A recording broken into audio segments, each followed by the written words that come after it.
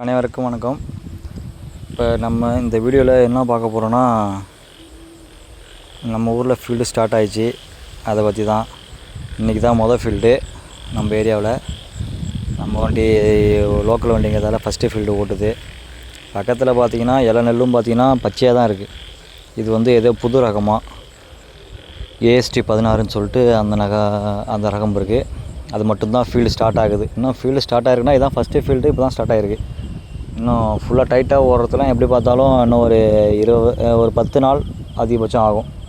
TPS நம்ம area பார்த்திங்கன்னா TPS 5 தான் அதிகம் நெல் ஓடிட்டுருக்கு.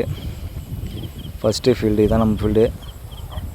ஒன்றும் பிரச்சனை இல்லை, நல்லா தான் வண்டி ஓடிட்டுருக்கு. பாருங்கள், பார்த்துட்டு சொல்லுங்கள்.